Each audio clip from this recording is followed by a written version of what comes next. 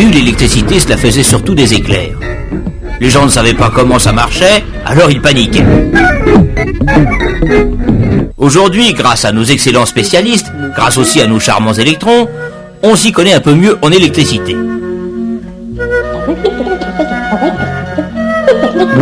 Et les éclairs, nous disent ces messieurs, c'est exactement comme pour un circuit électrique. D'un côté le plus, de l'autre côté le moins, alors le courant passe, n'est-ce pas, et cela fait des éclairs. Simple comme bonjour.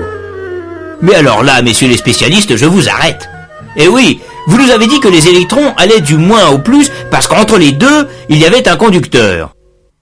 Mais entre un nuage et la Terre, excusez-moi, je ne vois pas de conducteur, je ne vois que de l'air. C'est que les électrons, voyez-vous, ils ont plus d'un tour dans leur sac. Pas de fil entre le moins et le plus, ça ne les gêne pas. Dès que la différence de potentiel est assez grande, hop, ils passent dans l'air en faisant une étincelle ou en faisant un arc électrique. On peut aussi les faire passer dans toutes sortes de gaz que vous mettez dans des petits tubes en verre. Et selon le genre de gaz qu'il y a dans le tube, cela fait des lumières de différentes couleurs. D'ailleurs, pour tout vous dire, les électrons, ils peuvent même passer dans rien du tout dans le vide. Prenez un gros tube en verre, bien vide d'air. Mettez entre les deux bouts une assez sérieuse différence de potentiel. Et bien voilà les électrons qui se précipitent dans le vide et quand ils arrivent de l'autre côté, ils perdent leur énergie en faisant un point de lumière. Et ce qu'on vient de dessiner ici, c'est votre tube de télévision.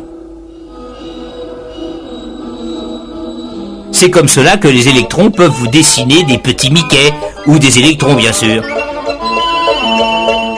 Oui, ils ont plus d'un tour dans leur sac les électrons, ça on peut le dire. Tenez, ils peuvent même vous jouer de la musique. Vous vous souvenez du courant alternatif? Le courant qui change de sens une fois par seconde, 1 Hertz, 2 fois par seconde, 2 Hertz, etc.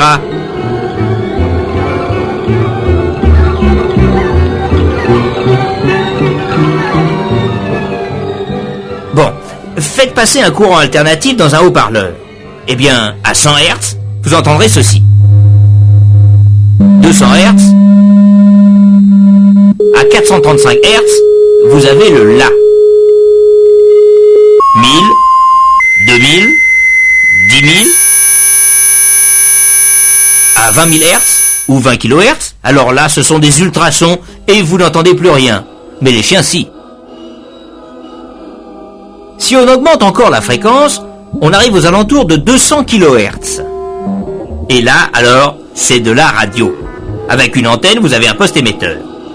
Les électrons, en allant et venant 200 000 fois par seconde, créent ce qu'on appelle pompeusement un champ électromagnétique.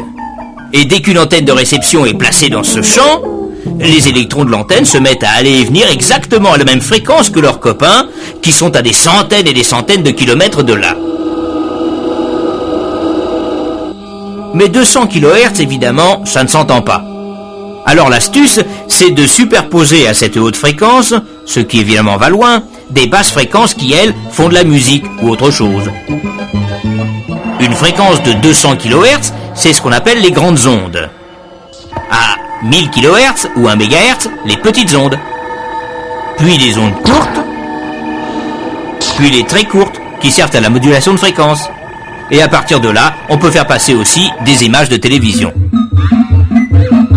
Oui, on peut le dire, ils ont plus d'un tour dans leur sac, les électrons. Parce qu'il faudrait dire aussi ce qu'ils fabriquent dans les transistors, les ordinateurs, les montres à quartz. Mais là, on n'aurait pas le temps. Alors pour finir, messieurs les électrons vont dessiner des électrons en vous chantant une petite chanson.